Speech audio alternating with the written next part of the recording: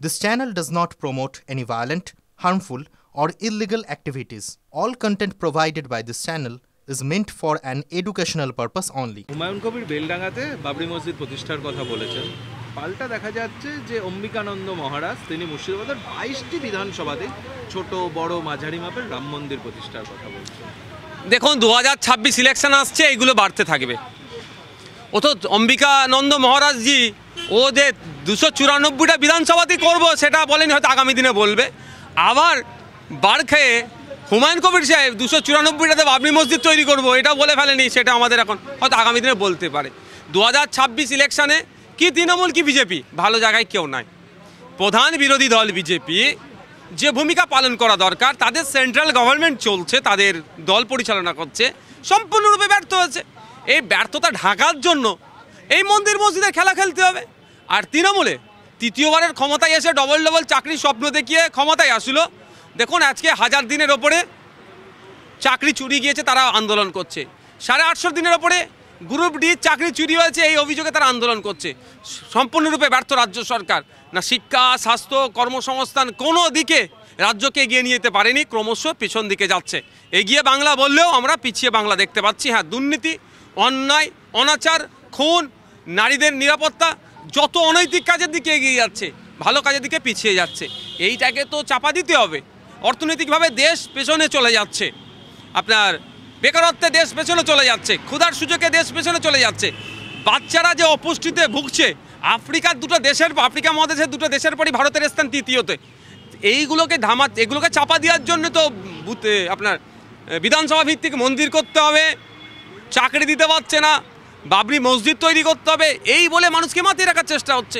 একবারের জন্য ওই অম্বিকানন্দ মহারাজজি এবং হুমায়ুন কবিরজি বললেন না যে মুর্শিদাবাদের সবথেকে বেশি পেঁয়াজ চাষ হয়, পেঁয়াজটার চাষিরা তার উৎপাদিত ফসলের সঠিক দাম পায় না, সেই জন্য ওখানে একটা হিমঘরের প্রয়োজন আছে, মাল্টিপারপাস হিমঘর থাকুক, যেখানে কৃষকরা পেঁয়াজটা রাখবে এবং যথা দামে বিক্রি করতে পারবে। এই নিয়ে একবারও চর্চা হয়নি, আর ওরা করবেও না। কারণ এই নিয়ে চর্চা করলে তো মানুষের রুজি প্রশ্নতে চর্চা করলে তো উল্টে তাদেরকে কোশ্চেনের সম্মুখীন হতে হবে। তারা যাতে না কোশ্চেনের সম্মুখীন হয়, সেই জন্য কেউ মন্দির করবে বলছেন, তো কেউ মসজিদ করবেন। অসুবিধে কোথায়? করুক না, যার ভালো লাগবে সেই জায়গাটা ভগবানের নামে, আল্লাহর নামে উৎসর্গ করে করুক না। এবার বাংলাদেশে ধর্মান্তকরণের প্রচুর অভিযোগ সামনে আসছে, জোর করে ধর্মান্তকরণ করা হচ্ছে বলে অভিযোগ আছে। এখনও পর্যন্ত ওই অভিযোগটা আমার কাছে এসে পৌঁছানি, হতে পারে আমি অভিযোগের যেহেতু এসে পৌঁছানি আমি স্ট্রিক্টলি বলতে পারবো না। তবে একটা কথা বলি, আমি আবারও ফিরে আসছি, আমি বিগত দিনে চিৎকার করেছি, আজকেও বলছি, বাংলাদেশের হিন্দুদের ওপরে দমনপীড়ন হচ্ছে। তার প্রমাণ হিসাবে গতকালকে বাংলাদেশ প্রেস সচিবের যিনি আছে ইন্টারিয়াম গভর্নমেন্টের, তেনার একটা প্রেস স্টেটমেন্ট আপনারা হয়তো অনেকে দেখিয়েছেন বা আপনারা অনেকে দেখেছেন, যে তিনি সেখানে স্বীকার করেছেন যে 66টা অলরেডি মামলা দায়ের হয়েছে, যে মামলাগুলো বাংলাদেশের সংখ্যালঘু হিন্দুদের উপর অত্যাচারের হয়েছে সেই মর্মে, এবং 70 জনের অধিক কিন্তু গ্রেপ্তার করেছে যারা বাংলাদেশের সংখ্যালঘু হিন্দুদের উপরে অত্যাচার করেছে। এটা আমি জানি এবং এটা খবর পেয়েছি, এটা আমি আজকেও বলছি, বাংলাদেশে এই অন্যায়টা বন্ধ হওয়া উচিত এবং ভারতবর্ষেও যেগুলো চলছে সংখ্যালঘুদের উপরে দমনপীড়ন, সেটাও সাথে সাথে বন্ধ হোক। আপনারা বারংবার অভিযোগ করছিলেন যে কেন্দ্রীয় সরকারের পদক্ষেপে হয়তো আরও সদর্থক ভূমিকা দেখা যেত। এখন আরএসএস বলছে যে আমাদের সবাইকে বাংলাদেশে নিপীড়িত হিন্দু সংখ্যালঘুদের পাশে দাঁড়াতে হবে, সর্বশক্তি দিয়ে পাশে দাঁড়াতে হবে। দিনের পর দিন এটা চলতে পারে না, অবিলম্বে এই অত্যাচার বন্ধ করতে হবে, মোদী সরকারের কাছে আবেদন করছেন আরএসএস এর এক নেতা। এটা আমি ডে 1 থেকে তো বলে আসছি, আপনাদের চ্যানেলেই প্রথম আমি বলেছি, মুখ খুলেছি বাংলাদেশ নিয়ে, যে TV9কে বলেছিলাম যে বাংলাদেশ ইস্যুতে দেশের প্রধানমন্ত্রীর মন্তব্যর আমরা অপেক্ষায় আছি, তিনি এই বিষয়ে মুখ খুলুক। আজকে দেখুন সমস্ত বিজেপিরকে যারা সবথেকে বেশি শক্তি যোগায়, বিজেপিকে সবথেকে বেশি যারা ব্যাকিং করে, সেই আরএসএস আজকেও তারাও মুখ খুলছে। আমি বাংলাদেশের ঘটনার ডে 1 থেকে বলে আসছি, সত্যি আমাদের ভাবাচ্ছে দেশের প্রধানমন্ত্রী বা আমাদের দেশের এক্সটার্নাল অ্যাফেয়ার্স মিনিস্টার, তাদের নীরব কেন? তারা কেন এই বিষয়ে কথা বলছে না? এই বিষয়ে কথা বলা দরকার। বাংলাদেশে আজকে একটা লং মার্চ করছে বিএনপি, যে লং মার্চটা ভারত সীমান্তে এসে শেষ হবে, আগরতলায় ঢাকা থেকে সকাল থেকে শুরু হয়েছে। এখানে শুভেন্দু অধিকারী বাবু পেট্রোপোলে গিয়ে লং মার্চ করছেন, ফসল আটকাবো, হ্যান করবো ত্যান করবো বলে চিৎকার করছেন, এখানকার হিন্দু ভোটারদের মন পেতে চাইছেন। ঠিক ওপারে ও বিএনপি জানে কিছুদিন পরই হয়তো ইলেকশন হবে, ওখানকার মুসলমানদের মন পেতে হবে, ওখানকার মুসলমানদের ভোটটাকে পকেটে ভরতে হবে, ওই জন্য ইন্ডিয়া অভিমুখ হচ্ছে। ওরা ভালো করে জানে যে বর্ডারের আশপাশে তো দূরের কথা, যেখানে ইন্ডিয়ার মিসাইল যত অবধি যাবে ওর র্যাডারের আশপাশে আসবে না। শুধুমাত্র বাংলাদেশের সাধারণ নাগরিককে তাতানোর জন্য ভোটটা যাতে তাদের পক্ষে আসে এই ধরনের এগুলো করছেন, ঠিক যেভাবে আমাদের ইন্ডিয়াতে ওয়েস্ট বেঙ্গলে শুভেন্দু অধিকারী বাবুরা করছেন। চিন্ময় বাবুর পক্ষে আইনজীবী দাঁড়ানো নিয়ে একটা চর্চা হচ্ছিল যে হুমকি দেওয়া হচ্ছে, কিন্তু বর্তমানে যা জানা যাচ্ছে তাতে চিন্ময় বাবুর হয়ে আইনজীবীরা লড়বেন। আপনি বাংলাদেশে চলে যাচ্ছেন, আমাদের ইন্ডিয়াতে, আমাদের ওয়েস্ট বেঙ্গলে, আমাদের ডায়মন্ড হারবারে চলে যান।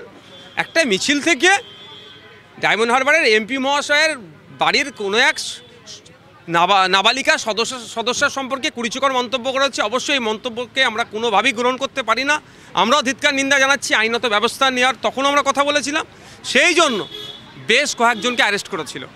আপনারা জানেন বেশ কয়েকটা ডেটে আইনজীবীদেরকে দাঁড়াতে দেয়নি, কারণ এখানে যে ঘটনা ঘটেছে রাজনৈতিকভাবে সংখ্যালঘু আর রাজনৈতিকভাবে সংখ্যাগুরুরা আইনজীবী দাঁড়াতে দেয়নি। ঠিক একইভাবে বাংলাদেশে এটা হয়েছে। তো আমাদের মনে হয় বাংলাদেশের চর্চার সাথে সাথে তার আগে আমাদের ডায়মন্ড হারবারটাকে চর্চা করা দরকার, যে আমাদের ইন্ডিয়া ওয়েস্ট বেঙ্গলে তো এই ধরনের ক্ষমতার অপব্যবহার করে আইনি সহায়তার, যেখানে সরকার পক্ষকে প্রয়োজনের অ্যাডভোকেট প্রোভাইড করতে হবে, সেক্ষেত্রেও উইদাউট অ্যাডভোকেটে বেশ কয়েকটা ডেট পার হয়ে গেছিলো আমাদের ওয়েস্ট বেঙ্গলে। আবার একটু ধর্মের দিকে যাই। দীঘায় যেটা হচ্ছে সেটা জগন্নাথ মন্দির নয়, ওটা জগন্নাথ কালচারাল সেন্টার। উনি ভণ্ড হিন্দু, মুখ্যমন্ত্রীর উদ্দেশ্যে বলছেন বিরোধী দলনেতা, আমি প্রমাণ করে দেব দৈবত্রজিকে এনে দীঘা সহ এলাকায় বিশাল ধর্মসভা করবে। বিরোধী দলনেতা বলছেন মুখ্যমন্ত্রী ভণ্ড হিন্দু। দেখুন, এখন শুভেন্দু অধিকারী বাবুর সাথে সিএম ম্যামের এখন লড়াই চলছে, কে হিন্দুত্বের ঠিকাদার হবেন, কে হিন্দুত্বের রক্ষাকর্তা পশ্চিমবাংলায় হবে, পশ্চিমবাংলার হিন্দুত্বের সবথেকে বড় লিডার কে হবে, শুভেন্দু অধিকারী হবে না মমতা ব্যানার্জি হবে, এই নিয়ে দুজনের মধ্যে লড়াই চলছে। ওজন্য কেউ আপনার দীঘাকে কালচারাল সেন্টার বলতে পারে, আবার কেউ কালচারাল সেন্টারটাকে মন্দির বানিয়ে দিতে পারে, কিন্তু দুজনের লক্ষ্য উদ্দেশ্য একটাই, যে দুজনের বক্তব্য, একজন তো অলরেডি 30%, 27% মুসলমানের মধ্যে একটা হেভি অংশকে পকেটে ভরে নিয়েছে, এবার দরকার হিন্দু ভোট, সেটা খোঁজ এখন রাস্তায় নেমেছে।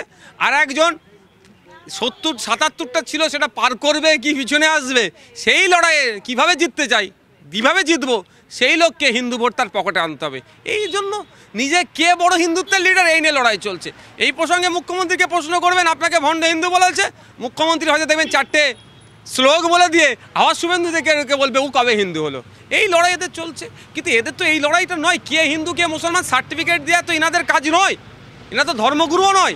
এনাদের উচিত হচ্ছে একজন বিরোধী দলনেতা হিসাবে, যেভাবে রাজ্যের চাকরি চুরি গিয়েছে, মাঠে ময়দানে থেকে লড়াই করে চাকরিগুলোকে ফিরিয়ে দেওয়া, বিরোধী দলনেতা হিসাবে আর দেউচা পাঁচামিরে যেভাবে জায়গা দখল করে নিচ্ছে আদিবাসীদের, তার বিরুদ্ধে কথা বলা, বিরোধী দলনেতা হিসাবে মুসলিমদের যেভাবে সংরক্ষণ বাতিল হয়েছে সঠিক পন্থায় সংরক্ষণ করার জন্য দাবি তোলা, মুসলমানরা চাকরি পাচ্ছে না তার হয়ে বিরোধী দলনেতার কথা বলা দরকার। সেটা বাদ দিয়ে এই কাজে তিনি মেতে আছেন, কে হিন্দু কে ভণ্ড হিন্দু সেই তার ক্লাসিফিকেশন করছে। আর রাজ্যের মুখ্যমন্ত্রীর দরকার ছিল রাজ্যের সমস্ত নাগরিকের অধিকারকে বুঝিয়ে দেওয়া, তা না করে তিনি কখনো চলে যাচ্ছেন বড়মান মন্দিরে, কখনো চলে যাচ্ছেন খিদিরপুরের মসজিদে, কখনো চলে যাচ্ছেন রেড রোডে ঈদের নামাজে, কখনো চলে যাচ্ছেন দীঘার জগন্নাথ মন্দিরের কীভাবে পরিকাঠামো কতটা কী আছে সেটা দেখতে। মানে সবাই দেখুন একটা লক্ষ্য জায়গা ভালো নিয়ে জায়গায় পৌঁছে দিচ্ছে, যে সাবজেক্ট সেটা অবজেক্টকে নিয়ে বেশি মানুষকে ভুলিয়ে দেওয়ার চেষ্টা করছে। নন্দীগ্রামে মমতা বন্দ্যোপাধ্যায়কে আমি হারিয়েছিলাম, 2026-এ চ্যালেঞ্জ করছি, যে কোনো জায়গায় আপনি আসুন, আপনাকে 20,000 ভোটে হারাবো। বিরোধী দলনেতা মুখ্যমন্ত্রীর উদ্দেশ্যে বলছে। যে কোনো মানুষকে চ্যালেঞ্জ ছুটতে পারে, আমাকেও চ্যালেঞ্জ ছুড়েছে 2026-এ। আমি যদি ভাঙড়ে যদি দল মানে আমাকে পারমিশন দেয় আমি দাঁড়াই, তাহলে আমাকে অনেক ভোটে হারাবে। এগুলো তো রাজনৈতিক কথা, এ তো বাজার গরমের কথা। মানুষ চাইলে হবে, আর মানুষ চাইবে কিভাবে, মানুষকে তো ভোটদানের সেই জায়গাটা দিতে হবে। কোটি কোটি টাকা খরচ করে সেন্ট্রাল ফোর্সকে নিয়ে আসছে শান্তিপূর্ণ ভোট হবে বলে, ঘোড়ার ডিম হচ্ছে। রাজ্য পুলিশ যেভাবে ভোট করায় সেন্ট্রাল ফোর্সও সেই একইভাবে হচ্ছে। এটাই নির্বাচন কমিশনকে ঠিক করা দরকার, ইসিআইকে ঠিক করা দরকার, যে নিশ্চিত করা দরকার মানুষের মতামতকে প্রাধান্য দেওয়া। মানুষ যদি মতামতকে প্রাধান্য দেওয়ার জায়গায় যায়, না শুভেন্দুবাবু মার্কেটে থাকবে না মমতা ব্যানার্জি থাকবে, এই দুজনকে মানুষ কিন্তু বর্জন করবে। ভাঙড়ে আপনার দাঁড়ানো নিয়ে সংশয় আছে? দেখুন, আমি তো চাইবো আমাকে দেওয়া হোক, দলের তো কথাই শেষ কথা। দলে আপনি চেয়ারম্যান? হ্যাঁ, হতে পারে, ঘরের মধ্যে একটা গণতন্ত্র আছে, দল চেয়ারম্যান মানেই আমি শেষ কথা বলবে ধরনের। ভাঙড়ে নাও দাঁড়াতে পারে। দেখুন আমাকে, আমি তো ইচ্ছা এখন দাঁড়াবো, যদি দল না দেয় তো আমি কিছু করতে পারি না। কোথাও নিজের জেলায় না, সে কোথায় কি আছে সে সময়ের সাথে রাজ্য কমিটিকে জানাবো, কিন্তু এখন প্রসঙ্গ যদি আমি ভাঙড়ের বিধায়ক সেই হিসাবে বলবো তো আমি ভাঙড়ে দাঁড়াবো। দল যদি আমাকে সেই জায়গাটায় না নিয়ে যায়, যে না এখানের পরিবর্তন ওখানে দিতে হবে, না তোমাকে এবারে দাঁড়াতে হবে না, যেভাবে লোকসভা নির্বাচনে আমাকে আমার ইচ্ছা ছিল আমি ডায়মন্ড হারবার থেকে দাঁড়াবো, মানসিক প্রস্তুতি নিয়েছিলাম, কিন্তু দল নমিনেশন দেয়নি আমাকে, অন্য কোনো জায়গাতেও নমিনেশন দেয়নি। দল যা সিদ্ধান্ত, একদম। দল যদি বলে ভাঙড় ছেড়ে বসিরহাট যেতে, দল যদি বলে ভাঙড় ছেড়ে নন্দীগ্রামে যেতে, নন্দীগ্রামে ছুটে যাবো। আমার নিজের বিধানসভা, আমার যেখানে ভোটার সেখানে আছে, সেখানে দলের উপর নির্ভর করছে। ভাঙড় কি নড়বড়ে হয়ে যাচ্ছে কোথাও? কে বলছে? কে বলছে নড়বড়ে? দাঁত ফুটাবার জায়গা পাচ্ছে না। পুলিশ ছাড়া তৃণমূল ওখানে শূন্য। শাসক দল পুলিশ নিয়ে চলবে, এর না। মধ্যে আর নতুন কি আছে? তাহলে কি আমি মারধর করতে বলবো, মারামারি করতে বলবো, দুটো ছেলের ক্ষতি হোক, এটা নয়। তবে গণতন্ত্র রক্ষার জন্য, গণতান্ত্রিক প্রক্রিয়াতে জবাব দেওয়ার জন্য ভাঙড় তৈরি আছে। সুখেন্দু শেখর রায় আজকের মিটিংয়ে না ডাকা, তিনি দলকে চিঠি দিয়েছেন, দল সমস্ত ক্ষমাটমা করে দিয়েছে এবং তিনি বলেছেন ভুল হয়ে গেছে, আজকে দলীয় বৈঠকে ডাকা হয়েছে। এদের তো একটা ভালো জায়গা, যাকে সাসপেন্ড করবে 10 বছরের জন্য 6 মাসের মধ্যে সাসপেনশন উঠে যায়, এইগুলো এদের দলের মধ্যে হয়। মানে যে কথা বলে, যে ডাইরেকশান দেয়, সেই ডাইরেকশানে কি এরা সঠিকভাবে থাকতে পারে? শৃঙ্খলা কমিটি হ্যান ত্যান অনেক কিছু বলে, কিন্তু শৃঙ্খলা কমিটির যে ডিসিশানটা নেয় সেটা কি চূড়ান্ত হয়? ভাঙড়ের এক নেতা এক অধ্যাপিকাকে জগ ছুঁড়েছিল বলে বেশ কয়েকদিন তার সাসপেনশন শুনলাম, সাসপেন্ড হয়ে আছে, কিন্তু 6 মাস পরে দেখলাম তার সাসপেনশন তুলে নিল। তো এইগুলো চলছে এদের দলের মধ্যে। চিঠি লিখে ক্ষমা চাইবে, ক্ষমা হয়ে যাবে, অনৈতিক কথা বলবে, তার দলের বিষয়ে অনেক কথা বলবে।